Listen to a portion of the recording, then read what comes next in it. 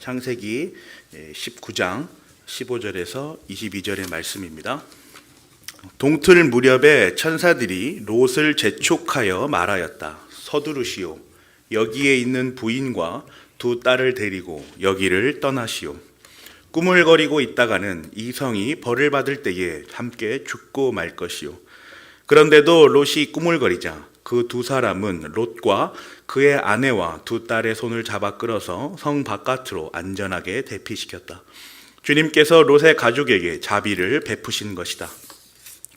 그 두 사람이 롯의 가족을 성 바깥으로 이끌어내자마자 그 가운데 한 사람이 롯의 가족에게 말하였다. 어서 피하여 목숨을 건지시오. 뒤를 돌아보거나 들에 머무르거나 하지 말고 저 산으로 도피하시오. 그렇게 하지 않으면 죽고 말 것이오. 이때에 롯이 그들에게 말하였다. 다른 길을 말씀해 주시기 바랍니다. 두 분께서는 이 종을 좋게 보시고 저에게 크나큰 은혜를 베푸셔서 저의 목숨을 구해 주셨습니다. 그러나 제가 저 산까지 도피해 가다가는 이 재난을 피하지 못하고 죽게 될까 두렵습니다.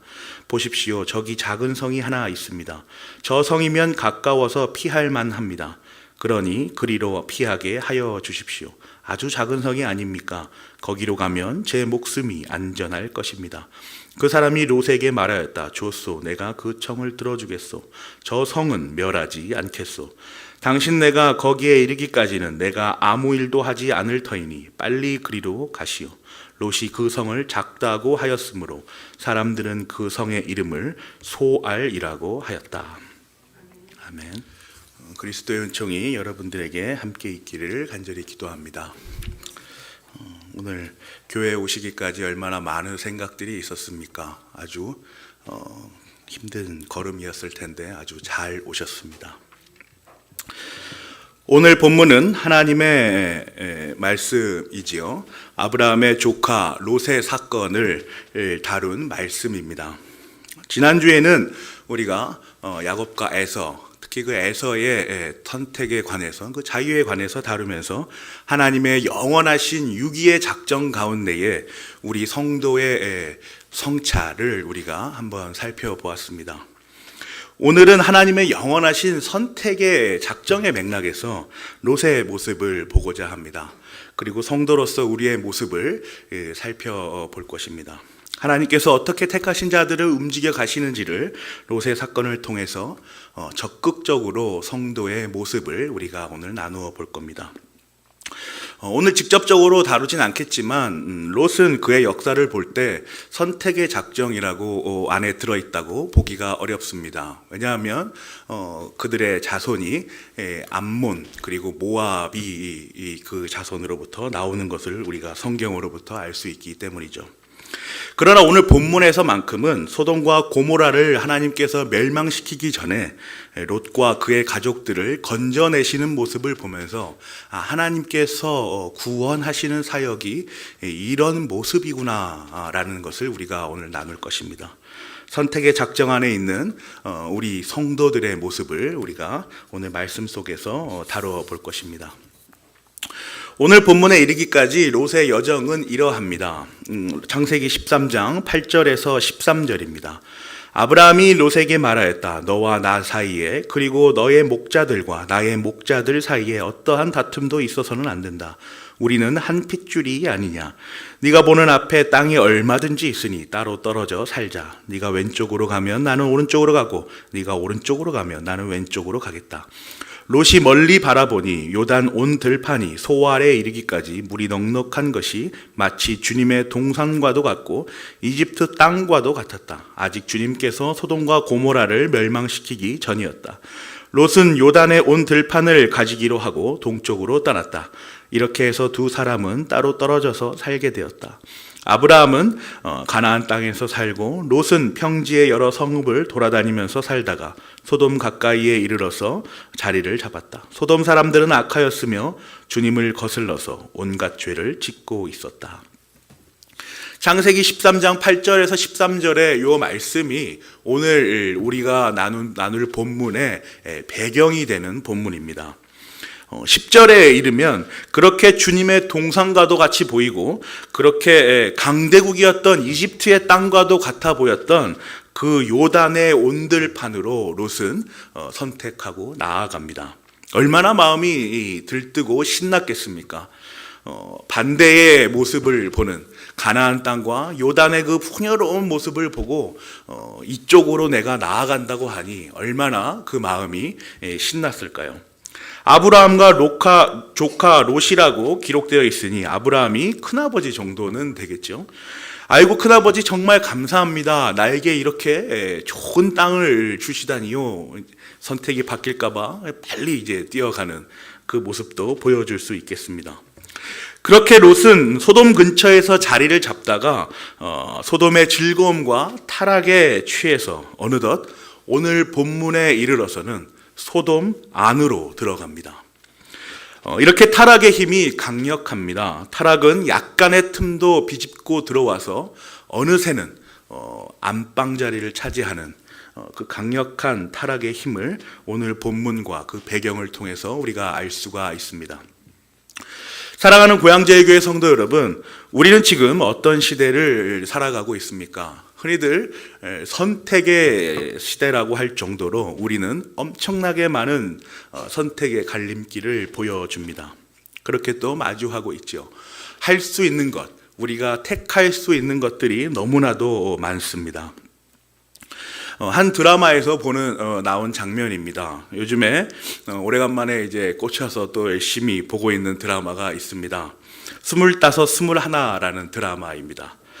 한 소녀가 자신의 꿈을 이루어가는 과정을 그린 성장 드라마인데 저로서는 옛날 학창 시절을 떠올리면서 아주 감동적으로 보고 있습니다. 일찍이 남편을 죽음으로 여의고 한 여성이 하나밖에 없는 딸을 아주 애지중지 열심히 키웁니다. 그리고 그 딸이 결혼을 하고 또 딸을 낳지요. 어느 날 그 손녀가 그 엄마랑 싸우고 할머니의 집으로 찾아갑니다. 가출을 할머니 집으로 하는 것이죠. 그리고 할머니에게 온갖 불평, 불만을 털어놓습니다. 그 식사 자리에서 할머니, 엄마는 왜 그래? 부터 시작해서 내가 뭔가를 꼭 하기를 바란다. 또 그걸 열심히 하기를 바란다. 그런데 꼭 그래야만 하냐? 꼭 뭔가를 열심히 해야만 하냐? 아무것도 안 하면 안 되는 것이냐? 이런 불평, 불만을 할머니에게 털어놓습니다. 이 불평, 불만을 가만히 아무런 말도 하지 않고 듣고 있던 할머니는 한마디 말을 합니다. 그래, 그게 너희들의 세상이구나. 이렇게 이제 말을 하죠. 우리는 지금 성장을 넘어서 가치의 시대를 살아갑니다. 이 말의 뜻은 더 이상 생존을 목적으로, 생존을 바라보고 사는 것이 아니라 삶의 질이 무엇인지, 또 내 삶의 가치가 무엇인지를 추구하는 시대라는 말입니다. 예전 우리 어르신들께서 생존을 위하여 위험을 무릅쓰고 보릿고개를 넘어가며 그렇게 살았다라고 하는 말은 이제 우리가 사랑하는 다음 세대들에게는 더 이상 크게 와닿지 않는 고리타분한 말이 되어버린 것입니다. 무언가를 죽기 살기로 하지 않아도 대충 어느 정도는 밥 먹고 살기에는 너무나도 풍족한 그 삶이 지금 우리 앞에 놓여져 있는 현실입니다. 대안이 넘쳐나는 시대를 우리는 살아가고 있습니다. 심지어는 이성과의 사랑에 대해서도 대안이 넘쳐납니다. 한번 생각해 보세요. 예전에는 한 다 큰 성인이 누군가를 인격적으로 그 이성으로 만날 때에는 그 전제 조건이 뭡니까? 결혼이죠. 비즈니스도 아니고 결혼이 아닌데 이 사람과 이성이 굳이 만날 이유가 없는 것입니다. 그런데 요즘에는 이 결혼의 대안이 넘쳐납니다. 그리고 그 대안들은 계속해서 본질과 멀어져 갑니다. 결혼에서 동거로, 동거에서 연애만으로, 또 연애만에서 잠깐의 즐거움, 또 쾌락으로 계속해서 본질과 멀어져 가며 대안이 대안을 낳고 그 대안이 대안을 낳는 모습을 우리는 보여줍니다. 우리의 현실이 그렇다라는 것이죠. 한없이 추락하는 우리 사랑의 가벼움이 바로 요즘 시대를 살아가는 사람들의 모습 속에서 보여집니다. 참을 수 없는 존재의 가벼움의 저자인 밀란 쿤데라라는 그 작가를 아십니까? 이 소설에는 토마스라는 사람과 테레사, 사비나, 프란츠 이 네 명의 사람이 등장합니다. 서로 각기 다른 성격의 사랑을 추구하죠. 토마스는 가볍기 그지없는 사랑을 추구합니다. 반면 그와 진지한 사랑을 나누고 있는 테레사는 그야말로 한 대사 하나하나마다 묵직하게 그 사랑을 담아내는 진지한 사랑의 결정체입니다. 이 두 사람의 사랑의 교제 속에서 토마스는 점점 더 테레사의 그 진지한 사랑에 길들여지고 또 테레사는 토마스의 그 가벼운 사랑에 길들여집니다. 서로에 대한 다른 성격의 사랑을 받아들이면서 그렇게 서로의 방식으로 나아가면서 이 두 사람은 결국에는 죽음이라는 그 거대한 벽 앞에 한없이 가벼운 인간의 존재를 깨닫게 됩니다. 죽음을 맞이할 수밖에 없는 것이죠. 사랑에 대한 가벼움은 결국 존재의 가벼움으로까지 나아갑니다. 그렇게 확장이 되죠.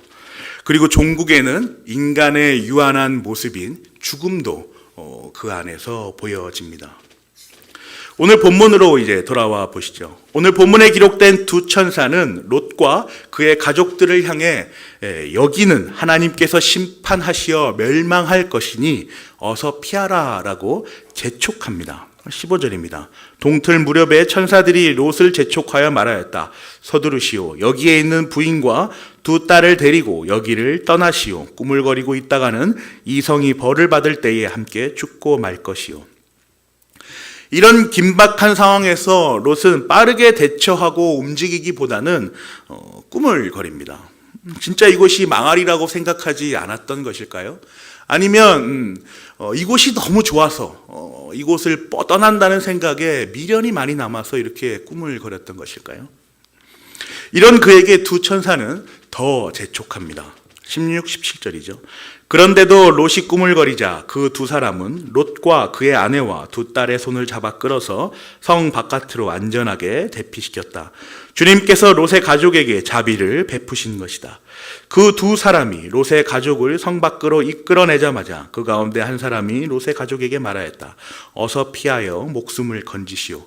뒤를 돌아보거나 들에 머무르거나 하지 말고 저 산으로 도피하시오. 그렇게 하지 않으면 죽고 말 것이오.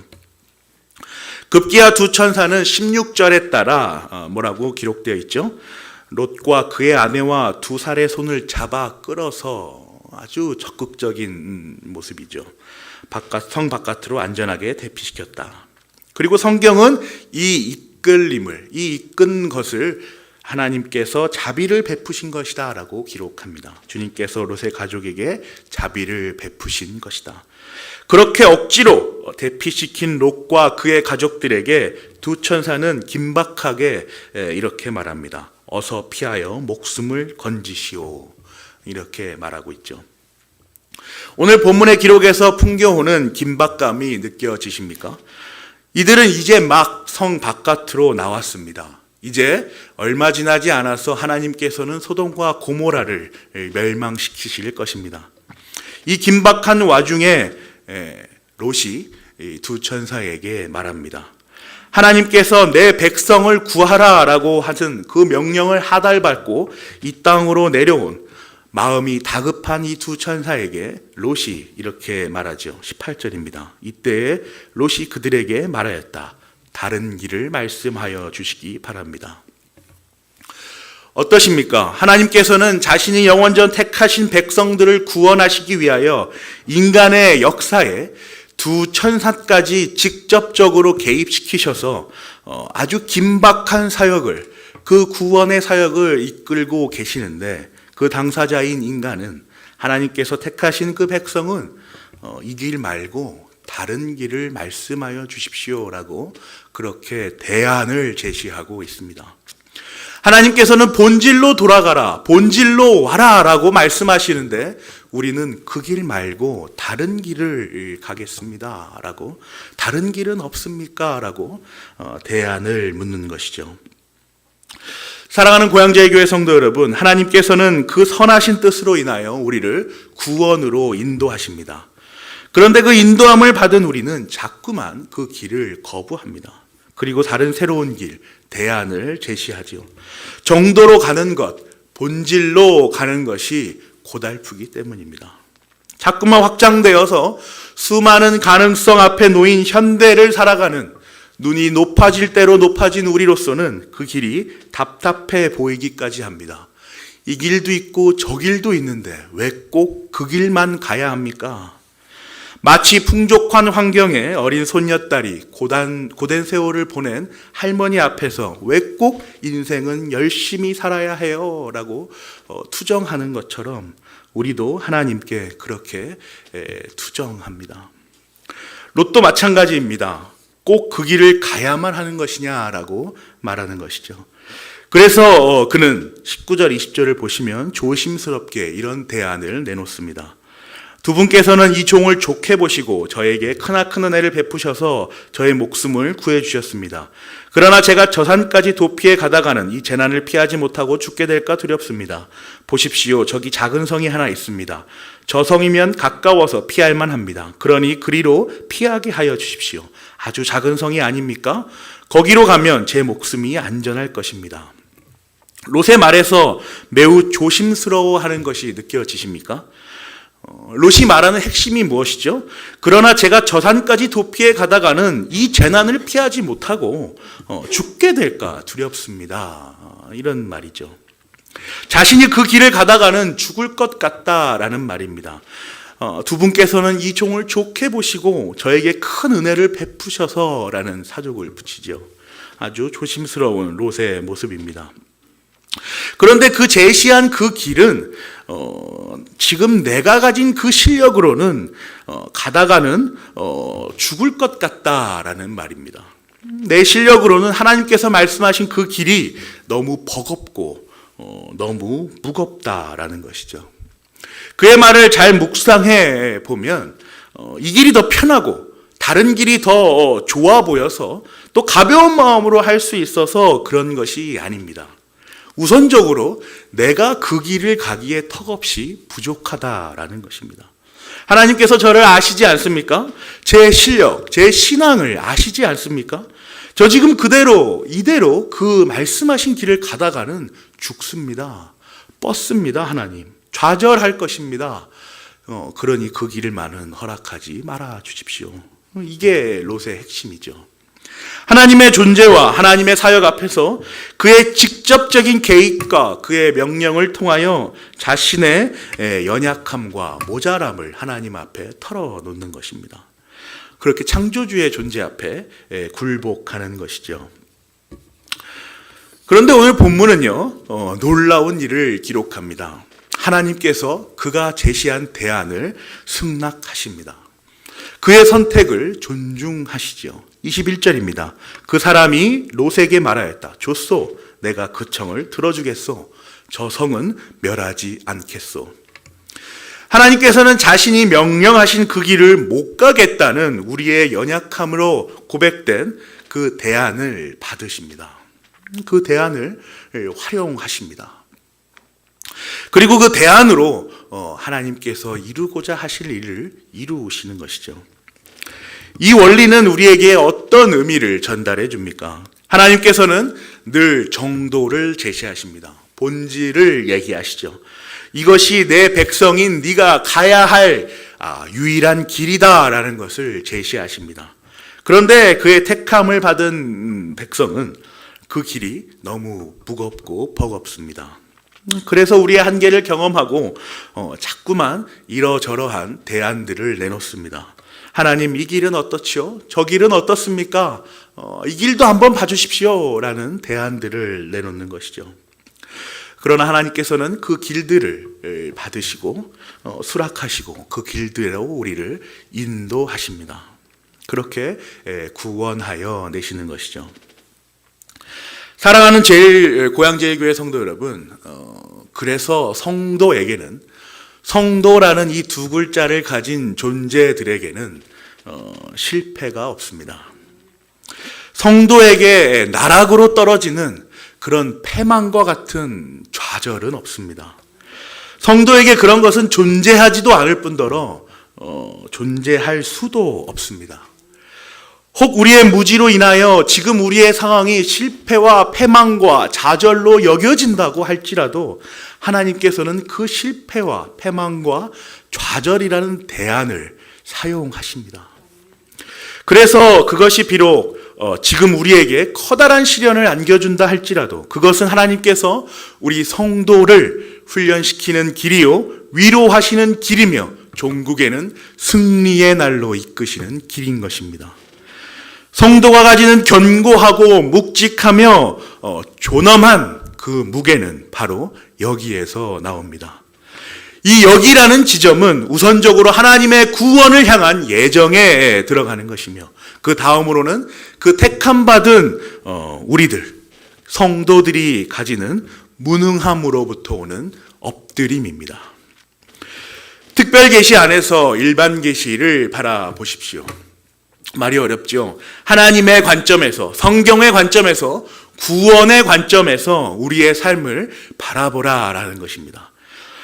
이번 고난주간 특별 새벽 기도 때에는 아우구스티누스의 고백록을 우리가 묵상합니다.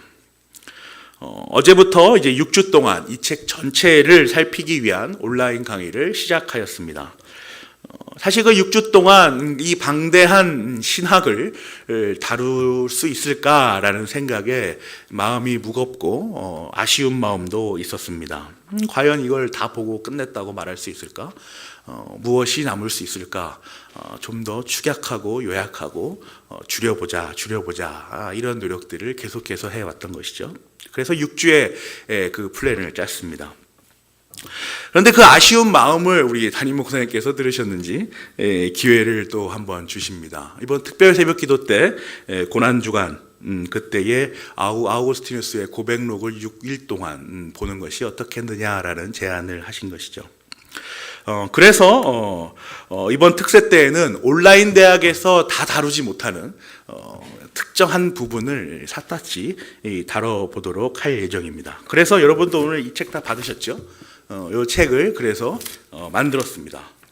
6주 동안 우리는 이 책을 통해서 아우구스티누스의 고백록에 수록된 이제 11장, 12장, 13장 요 세 파트가 있거든요.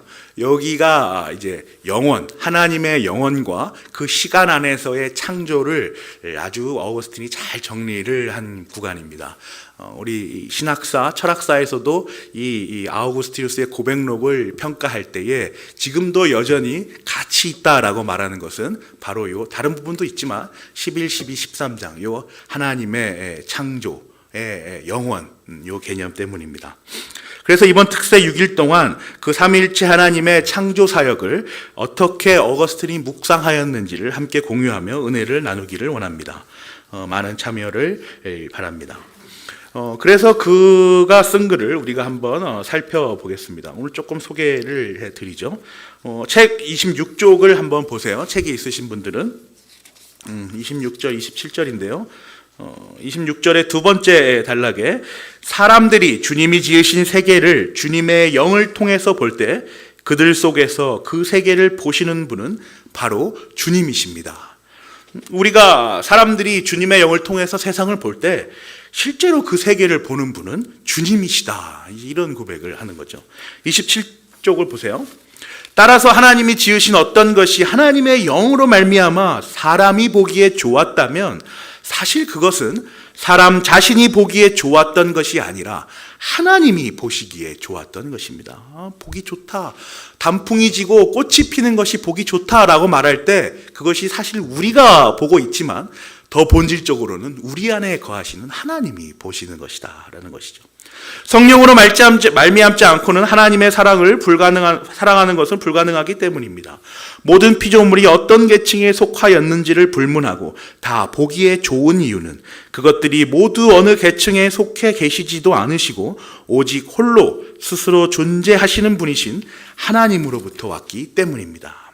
하나님께서 모든 세계를 보신다라는 것이죠. 이 글에 기록된 주님의 영으로 주님이 지으신 세계를 보는 사람들이 누구입니까? 다름 아닌 하나님의 택함을 받은 성도들입니다. 이 성도는 성령 하나님의 인도하심을 받는 사람들이죠. 그렇기 때문에 성령으로 말미암지 않고는 하나님을 사랑할 수 없다라고 어거스틴이 말한 것입니다. 그런데 이 성도가 세상을 바라본다라고 할 때 그 방식이 참으로 신비합니다. 성도가 세상을 바라볼 때 참으로 세상을 바라보는 것은 성도가 아닙니다.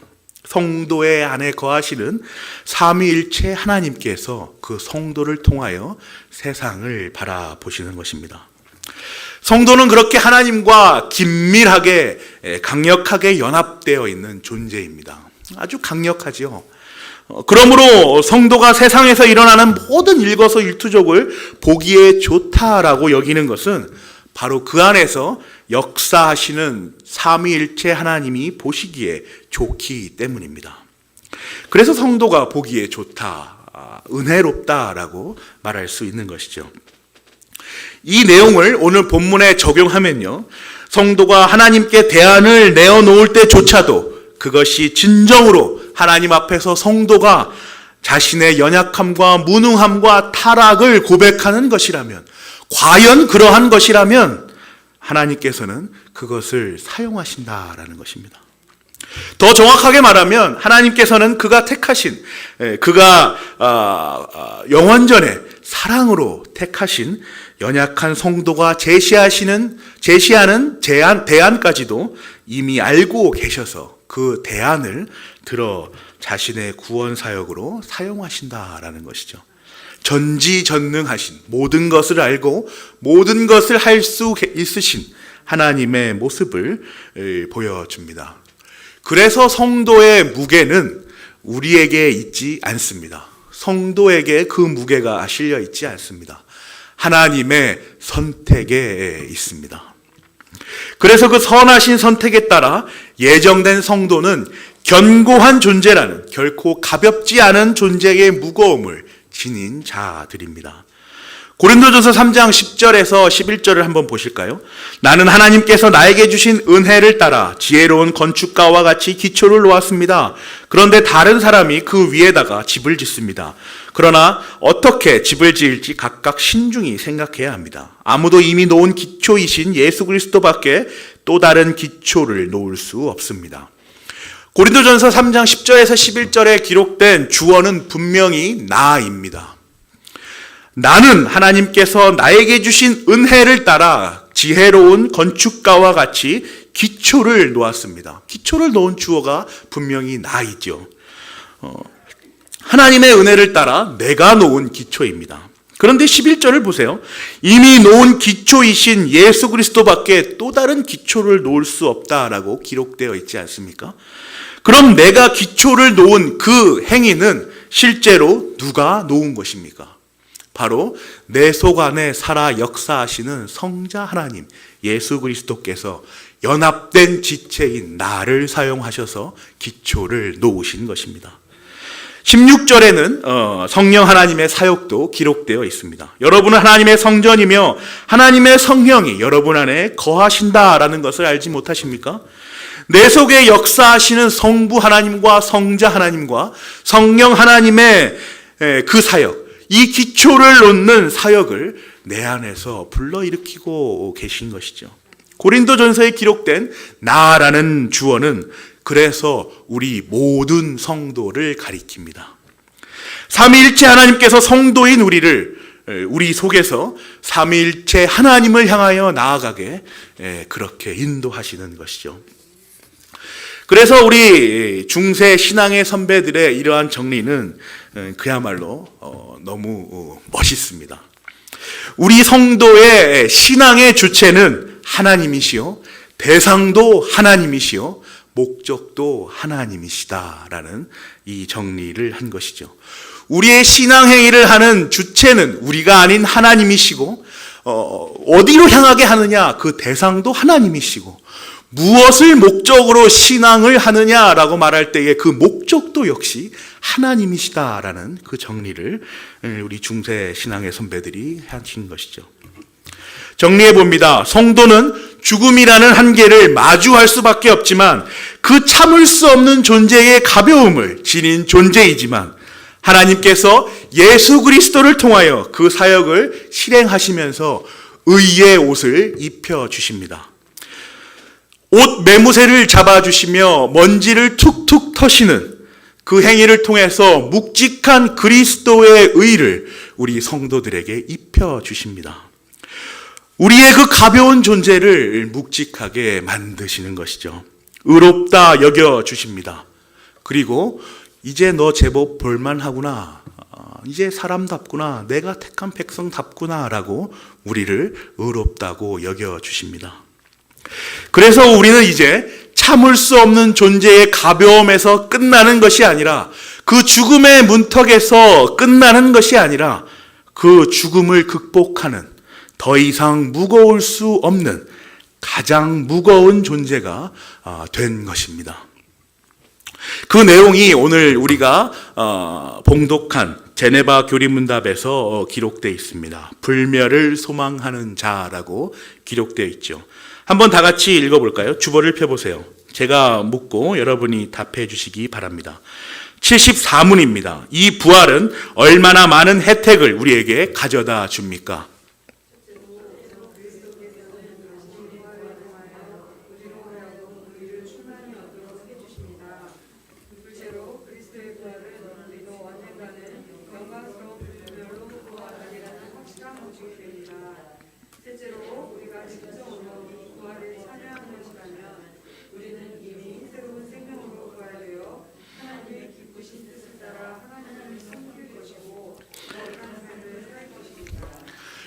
묵직한 성도의 삶이 읽혀지십니까? 의를 충만히 얻어 언젠가는 영광스러운 불멸로, 그렇게 지금 새로운 생명으로 태어난 우리는 기쁘신 하나님의 뜻을 따라 하나님을 섬길 것이고 거룩한 삶을 살 것입니다. 우리의 다짐이지요. 사랑하는 고향제일교회 성도 여러분, 교회에 나오지 못하셔서 얼마나 마음이 무거우십니까? 이렇게 예배하는 것이 맞나 싶을 정도의 영적 공동체의 교제를 지금 내가 하고 있나라는 그 무거움 때문에 얼마나 답답하십니까? 하나님께서는 인터넷 예배라는 우리 곧 성도의 대안을 받으십니다. 어떻게 우리가 확신할 수 있죠? 우리의 애탐이 있기 때문입니다. 대면 예배로의 염원이 있기 때문이죠. 지금 이 자리에 앉아서 예배를 드려야 한다라는 우리의 간절한 소망이 있기 때문입니다. 정도로서 이 자리에 앉아 영동 공동체로 예배를 드려야 함이 마땅한데, 이 길을 분명히 우리가 알고 있는데, 그 길만이 유일한 길임을 우리가 아는데, 지금 우리의 상황을 컨트롤하지 못하여서 대안으로서 하나님 다른 길을 말씀해 주십시오라는 간구를 통하여 행해지고 있는 이 예배의 형식. 전화신방을 통하여서 수화기 너머로 간절함이 전해집니다. 답답함이 표현됩니다. 하나님 어찌하여 이러십니까? 라는 단발의 외침도 우리 성도님들의 목소리로 듣습니다. 그렇습니다. 그러나 하나님께서 이 대안 역시 우리가 그가 택하신 성도이기 때문에 받으신다는 사실을 반드시 기억하십시오. 또한 우리로서는 이럴 때일수록 말씀과 기도로 영적인 양식이 고루 섭취할 수 있도록, 그렇게 섭취될 수 있도록 우리의 모자람을 은혜로 채워나가기를 간절히 기도합니다. 그래서 요즘에 이렇게 교회에 와서 사물을 보다 보면 이상하게도 힘이 납니다. 우리 성도님들을 가끔 뵈면 힘이 나지요. 사실 지금 개인적으로는 힘이 날 일이 별로 없습니다. 그런데 우리 성도님들과 목소리와 이 교회에서 움직여지고 있는 여러 영적 성장을 위한 열심들을 볼 때면 기운이 솟습니다. 참 감사한 일이지요. 잘 될 것이다, 이겨낼 것이다, 지나갈 것이다, 이 구호들은 근거 없는 희망 고문이 아닙니다. 어떤 정신의 승리도 아니죠. 우리 속에 거하시며 인도하시는 하나님께서 우리로 하여금 자신을 바라보게 하시는 그것이, 그 사역이 강력한 근거입니다. 대안 밖에 내어놓지 못하는 우리의 한탄스러움을 자신을 향한 묵상으로 바꾸어 만드십니다.